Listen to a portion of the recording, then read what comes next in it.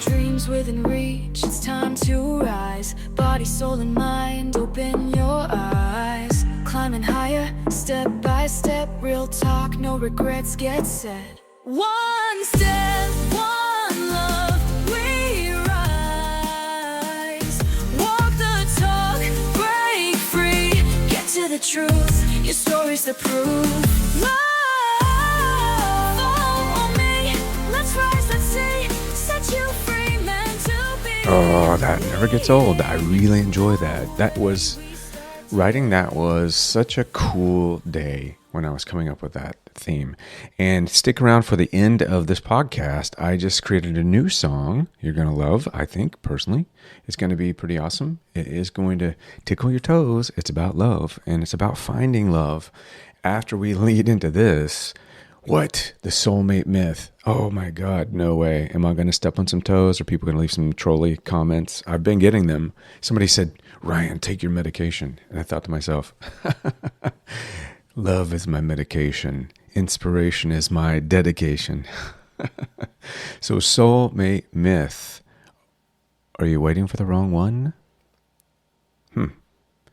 Well, beautiful souls, welcome back to the Living Proof Podcast. I am Ryan Keys, and today we're going to dismantle one of the biggest myths out there, the idea that your soulmate is this one perfect person floating around out there in the ether, waiting to magically appear and to complete you. But before I do that, I want to hit you with a joke. If love were a vegetable, what would it be? A cucumber. Yeah, I know. It's as corny as it gets, but you know what? There's something to be said about corny jokes, dad jokes, the long-form jokes. I've got a couple to throw out there today. We'll see what happens. We'll see. We'll see if I can keep a straight face and put it through. Now, I know I am going to step on some toes with this topic, but keep an open mind. I'm not saying that there's not a soulmate, first and foremost, just to be clear, but I'm saying, is the idea of the soulmate that you are searching for actually something that you are setting yourself up for failure to protect yourself subconsciously? Just a thought, right? So I know some of you might be thinking, Ryan, but what if I'm meant for the one person and I just haven't found them yet?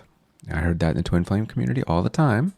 Then they switch from, it's my twin flame and I've got to be beaten up for like the next 10 years to, well, I don't know. I think that's my karmic twin. Maybe that's just a lesson I need to learn before I meet my divine partner.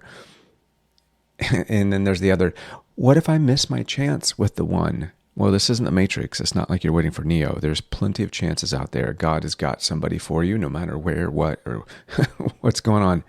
And then the other complaint that I hear, or comment that I hear a lot, is, shouldn't love just happen effortlessly if it's destiny? To a degree. And that's a tough one, because we've been sold this fairy tale that love should just click with no effort, no compromise, no personal growth required, especially now with the cancel delete culture. There seems to be a lot of biggies that have developed this boundary system, which they call healthy boundaries. But from my perspective, just watching and observing and listening to how they interact and seeing the fruits of their labor, I think that the boundaries aren't healthy. I think it's just who they've become.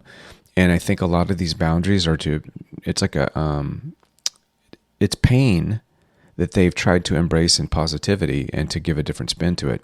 So they're utilizing the pain from the past to protect them, by preventing anything or anyone from truly coming in, except for their vision of the perfect person.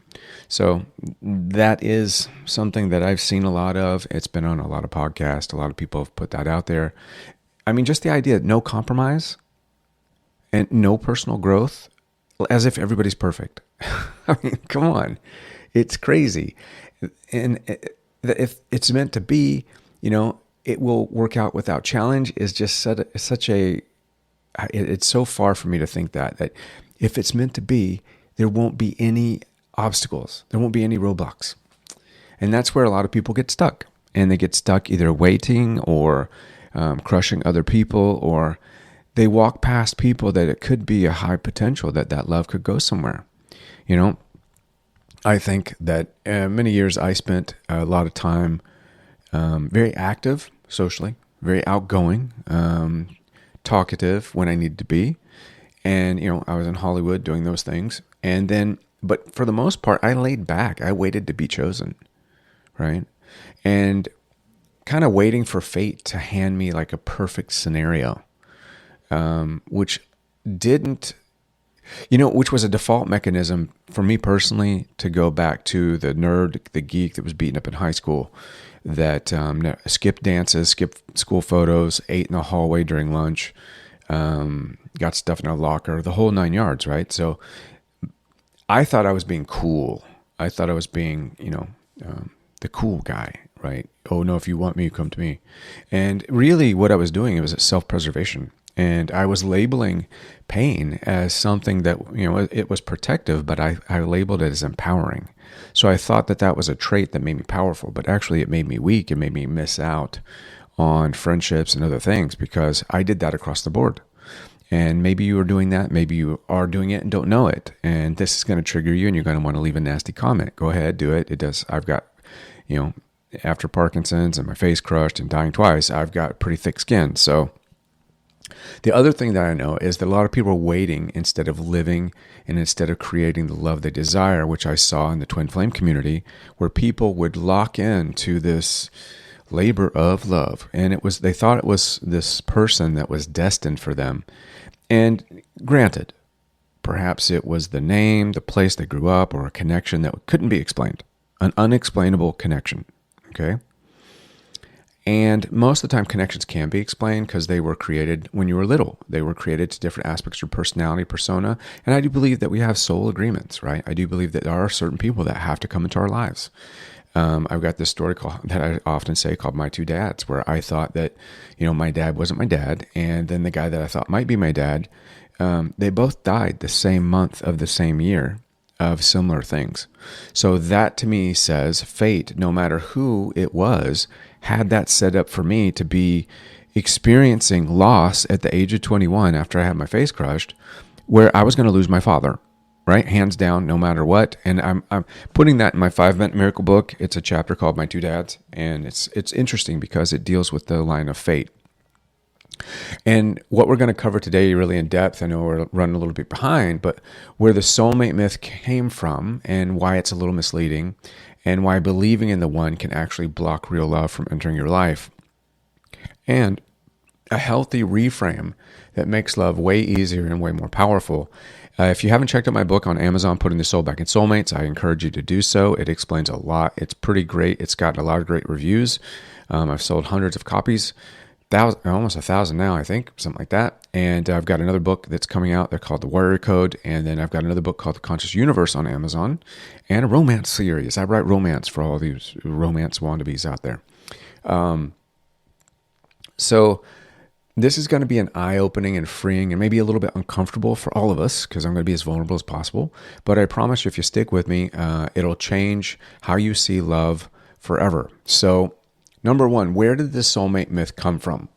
And this is going to be, I would like to say the soulmate myth is just another way for people to say twin flame, right? Okay, so that way we have that clarified. So how we got this idea that there's one perfect person for us, the origin that I can see, other than Adam and Eve, right, is been reinforced through Plato's Symposium. Right? It's this ancient Greek text where Plato describes humans as originally being four-legged, four-armed, and two-headed. Then the gods, fearing their power, split them in half, leaving them to spend their lives searching for the other half. The story is beautiful, but also extremely limiting. Even the story of Adam and Eve, that is the origin story, but there's a lot of things that. There's a lot of unexplained things that go into Adam and Eve that I've always had questions about. And I do know that it means that it's possible to be in love and have love for you, and that's a great thing. Here's the thing. I don't believe, and I never will, and no one can convince me that you are half a person. I think that believing you're half a person is automatically disabling, and I think it's automatically... Most of believing that you need someone to be complete is an excuse. That longing is because you haven't really learned to love yourself yet, most likely. I'm not saying for everybody. So if anybody's rearing up, ready to grab their keyboards and kick me in the teeth, not everybody. But here's the thing: you're already whole, right? You don't need another person to complete you. A French bulldog does help. A tiny house by the river, front row seat to heaven. There's a lot of things that can help, but you don't need to have a perfect partner to feel really good and really beautiful and really amazing and do amazing things and have a full life. That's why when some people that are working, I call them working soulmates, working divine partners, and they lived 30, 40, 50, 60 years. I've seen them in my medical practice where one partner dies and that's it, right? That was that was everything to them. And they just live alone with the memories and keep living a good life, but they don't pursue anyone else. One of the big obstacles in this, and I love it, the Notebook comes to mind, the last scene, the first scene, the rain scene, and the house building scene, all of the scenes really. Hollywood, right? And romance novels, which I am guilty of because I love them and I write them, and probably I'm contributing to the problem, but the idea kind of got commercialized, and it's into this notion that real love equals effortless, magical, and meant to be, like Outlander. Like you're going to go up to a stone and you're going to walk through it and suddenly meet the one. And even if you take that, though, if you even look at Twilight by Stephanie Meyer, I mean, yeah, they met the one, but damn, that was, you're talking chronicles of craziness. I mean, that was not easy. And they both wanted to be with each other. I think that, and the twin flame thing is I think it's different, right? I'm not going to dive into the twin flame thing as much, but because I want to keep it general, because that topic's lost a lot of traction going forward, I think, because a lot of people got hurt by it. There was a lot of narcissistic innuendos in that topic, but just know that even religious and cultural conditioning has been there, traditionalities, the nuclear family. A lot of traditions teach that love should be predestined rather than chosen or built. I think the key takeaway here is if you believe you need one perfect person to complete you, you could subconsciously reject any love that requires growth, work, or challenge. And that can be limiting, right? For instance, think of this story. Why did the boyfriend bring a ladder to his girlfriend's house on Valentine's Day? Because he heard love was in the air. I know. I don't know what it is with these dumb jokes. I'm just addicted. At least they're not dad jokes. Do they have Frenchy jokes? If anybody finds a French bulldog joke, send it to me. All right, so moving on into the hidden danger of believing in the one. I know this is just, this is really gonna curl some toes. I know it already. I can hear the eggshells cracking. Problem one. Number one, with that, it keeps you stuck in fantasy rather than reality. And I really want you to find love. I don't want you to sit waiting for something. I don't want you to walk into the next life and think, man, I really wish I had given that a shot. Because when you believe in one destined soulmate, you're putting all the power outside of yourself. And we talked about this, the reticular activating system, and we talked about how the law of attraction does kind of work with that, and how your brain is conditioned for what you focus on, you will find. And if you think that the soulmate is something very difficult and just rare to find, then it might make it hard for you to locate. And I like to think of you as a location beacon by what you're believing and how you're living and how you're putting information and energy out there. And the louder your signal is that you are in love with yourself, not in a narcissistic way, but in a very therapeutic, whole way, right? You're very appreciative of life. You're living in a state of gratitude. You are offering grace and compassion to other people. You're active, right? Because you're passively waiting instead of actively engaging in relationships, friends, family, job, etc., is going to limit you in interacting in deeply fulfilling relationships that will ultimately curtail you and build you and bring you to a different version of yourself almost daily, right? So don't limit yourself. And this is one thing that I think, and then I'm going to go on to the next problem with it, and I've counseled a lot of people, like the first date syndrome, right? And this is why speed dating really just chaps my hide. But if you go out on a date, right, or if you meet somebody and you're single, think of this. What if that person isn't the person, but knows the person, right? And you show up and you just sideline that person and you don't give them who you really are and what you really offer to the person that you would fall in love with in the future. But let's say, and they know the person that you will fall for, and you fail to show up as yourself, and because instantly the guy is short, the girl's a little heavier than the picture, they're a little older, whatever it is, right? They don't pull up in the car you accept. Think of it like you just missed a short run, a shortcut, right? A hack on knowing who that they are, because the person that you're meeting is not going to give you their approval to introduce you to somebody else. And it happens, right? I know somebody that went on a first date. It wasn't it, but they got along so well, they became pseudo friends. And what happened after that? His friend ended up being awesome, and they met hanging out, and she fell for his friend, and he was super happy about it. So I'm just saying there's all kinds of ways that you will meet, quote unquote, the one. The other problem with that is it makes you dismiss real love because it's not perfect. So even if you meet someone that could qualify as the one, but you're not in the mood for the one, the moment conflict arises, or you feel like the capitals they put in their text kind of canceled you, you start thinking, maybe this isn't my soulmate. And instead of maybe this is an opportunity to grow together, maybe this is a one-off. Let me learn a little bit about this person. Let me put some effort in and not run and bail because I'm afraid of getting my heart broken repeatedly, right? So that's one thing that we understand is there, because love is a choice and a practice, and it's not just some kind of cosmic accident, right? And then the third problem that I've had with it, after coaching and counseling so many people, is it creates fear that you'll miss your person. So even if you meet the one, as you would call it, and they aren't quite ready, because nobody really is ever perfectly ready for anything, right? But imagine you're not quite ready, or they're not quite ready, or the timing is a little off, but they are the one, right?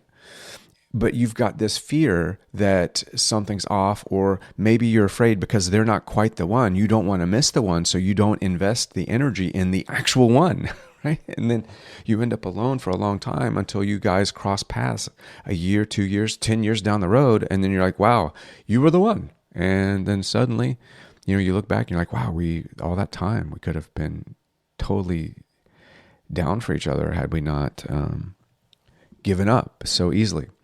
And I'm not saying with this, and let me clarify really quick, because a lot of people I know are getting ready to jump on this. I'm not saying, that if you work, every relationship's going to work out. It always takes two people, right? And people can grow apart. And if you're not growing together, you will grow apart.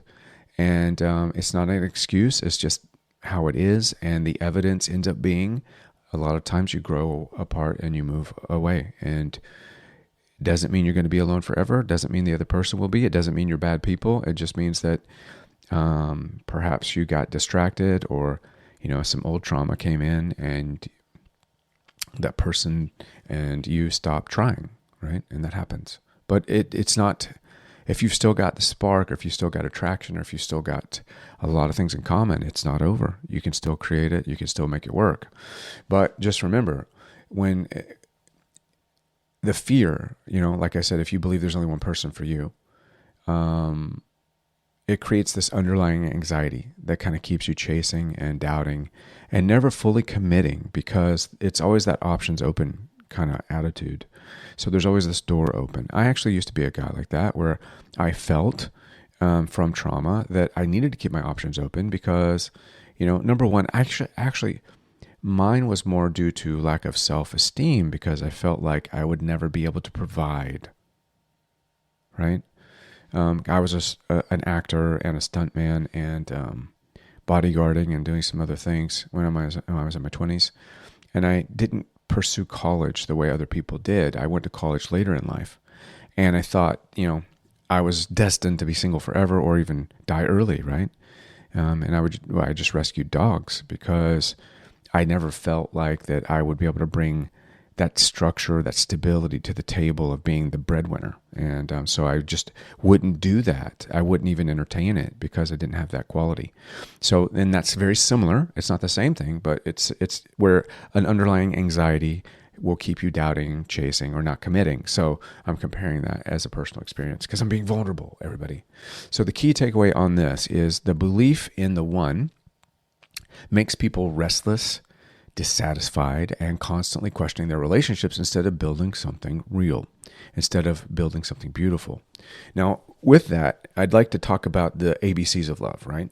So we have a wife and a husband, and they're sitting outside, and she's looking at him, and she says, "How would you describe me?" And he thinks, and he's looking, and he knows, you got to be careful on this one. And then he goes, A, B, C, D, E, F, G, H, I, J, K. And she gave him this puzzled look, and she's like, "What does that mean?" And the husband smiled as if he's sharp as a tack, and he goes, "Adorable, beautiful, cute, delightful, elegant, fashionable, gorgeous, and hot." And the wife goes, "Aw, thank you. But what about the IJK?" And the husband looks over at her and he goes, "Oh, I'm just kidding." And then they never spoke again about that topic. Isn't that beautiful?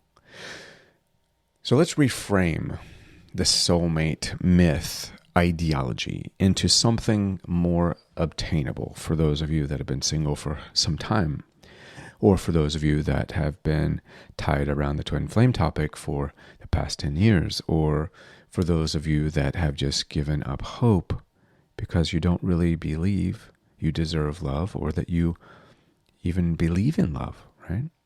So instead of thinking that a soulmate is this one perfect person waiting for you around the corner, think of it like this, and this might help. Think of it like a soulmate is someone that you actively create a deep, meaningful connection with by choice, growth, effort, and your own ability to project love from your circumstance, yourself, your energy, your frequency is going to help create a deeper connection to the person. I do want you to keep in mind, right? It's not like Instacart. It's not like Uber Eats.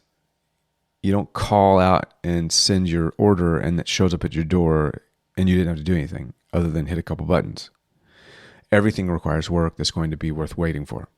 So the key shifts to make love easier, number one, would be, and this is not just love for a person, this is love in life, right? Finding to building. Go from finding to building. Stop waiting and start creating. Create love through presence, self-awareness, gratitude. Graft love into as many areas of your life and relationships as you can so that you are aligned and ready for action when that opportunity arises. It's ever ready. It's always working, even when you're waiting. Even a rock is energy. A rock is actually energetically moving and vibrating. So you're actually working. You are vibrating. Your energy is going, even if you're waiting and standing still for the one. So get a grip on your energy so that your energy is able to create connections and to override your own internal objections and to be able to build. And then shift from destiny to alignment. It's going to that will take a whole load off of you, first and foremost, because a great relationship is not about luck. It's not just about fate. It's not just serendipitous. It is about two people choosing each other and then choosing to interact, choosing to talk, choosing to be with each other every single day. It's like the joke by Jerry Seinfeld when he said, Love isn't like a job. It's not like you call in when you get sick and you don't go in. Don't go in. Love is the opposite. Love is that you do go in when you're sick. You do take care of the other person when you're sick, right? That's the whole funny thing about love. It's not something that you avoid. It's not something that when the going gets tough, you say, I tap out. It's not like an MMA fight. You got to keep going until you win, because winning means that you've adapted and you've adopted new belief systems. You've grown. And granted, again, let's go back. That's equal effort. That means that the person's giving you equal effort. They're aligned with you. The growth is going at the same rate. Maybe not always, but most of the time. When someone's not giving you the effort, then that's a different story, right? Then we've got something different. I'm talking about equal effort, equal application, and then shift from the perfect fit to perfect growth. Because the best relationships don't come pre-assembled. They're not like IKEA furniture, just a couple of screws and bolts and an Allen wrench, and suddenly you've got, your whole den is furnished. It's going to take a lot more work than that. Think of it like going to chop the tree down and hone the wood, plank the wood, and stain it, sand it from the ground up. It can be love at first sight, love at first bite, right? But at the same time, that's not going to carry you through the hard times, through the ups and the downs, through the sickness and in health, through the job loss, through the moving, through the promotions, through the dirty diapers. That's not going to carry you. Love at first sight, as great as it is going to need more, right? The match will not keep you warm. The match has to light the fire, and then the fuel of that fire has to continue to consume on itself and be added to, right? Love is like the flame. The first sight is like the match spark. But remember, to build a fire, to build a flame, to stay warm, you got to chop a lot of wood. So, the perfect fit to perfect growth. And the key takeaway is a soulmate is not someone who's magically just going to fit you. They might find you, but it's not going to be magically fitting. And a soulmate is someone who is willing to grow with you, right? So I'm not dispelling that the soulmate title is wrong. I'm just saying, is it a myth?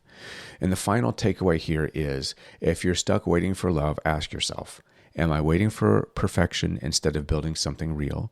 Am I rejecting love because it requires effort, or because I really don't want it and I'm pretending that I do? Am I actively becoming the kind of partner I want to attract? And am I putting myself out there as advertised? Am I actually the person someone would want to fall in love with? You see? And then we're going to do a little challenge, and you can do this if you want to become part of Patreon. Come in on Sunday and we can talk about it. We do every other Sunday live on Patreon, and it's the price of a cup of coffee. Or if you feel like donating to the channel, to everything else, to the movement, you can go on up to $55, or you can make a donation. But Patreon is where you can come in and we can talk about things. It's a 7-day soulmate shift challenge, right? I want you to stop saying I'm waiting for the right one and start saying I'm open to creating love with the right person, and to reflect on one past relationship and ask yourself, did I expect love to be easy instead of earned? And then I want you to write down 3 qualities you want in a partner, and then start embodying those yourself, right? Like, and I say this too, when women want a successful man that earns 7 figures, 3 qualities you want in a partner, and then can you embody those yourself? So if you can't bring it, maybe don't necessarily demand it. Equally yoked ain't a joke, right? And because you don't find a soulmate, you can build one. And the process starts by building it within yourself first. I'd also like to say, drop a comment down below, leave a like, and have some have some class. Somebody told me to take my medication. And to be quite honest, I take medication for Parkinson's, and I take that as a high insult. And I actually reported you for hate speech, because that's bullying. When someone has Parkinson's, you don't say stupid stuff like take your medication. That's really uncalled for. And this is my house, and I'm not going to allow people to dismantle anyone in the comment section. I'm here to protect everybody, right? So, number 1, if you believe in the one and you're open to a new perspective, leave a comment. Number 2, what's on your mindset and what do you need to shift, and what do you think about love after this episode? And again, if you want to go deeper, check out my book, Putting the Soul Back on Soulmates, on Amazon. And you can also go to ryankeys.com. And if this episode changed your perspective any way at all, screenshot this, tag it, clip it, share it, and let me know. Send me the link on Instagram at Ryan Keys to Love, or on TikTok at Ryan vs. the World, which is also Ryan Keys to Reality. And then this is Ryan, me, signing off, reminding you your soulmate isn't waiting for you. They're waiting for you to become the person who's ready to create something real. Take a listen to this song. Let me know if you like it. Peace, light, and love. I'll see you soon. Episode coming out next week. Follow, subscribe, like, and love yourself a little more. Thought love was a whisper on the wind, but every echo left me alone again. I chased every shadow, held on to the dream, searching for someone who'd never leave. Kept thinking love was some perfect thing, but real love don't come with a diamond ring. Love's not a mystery, love's not a game. It's a fire that grows when you give it a name. It's the laughter, the light, the warmth in the storm. It's a hand reaching out saying you're not alone. And when I stop searching, when I set myself free, that's when love, oh love found me. It is in a moment, wrapped up in gold. She's fire and steel, tender yet bold. We're not picture perfect, but we are real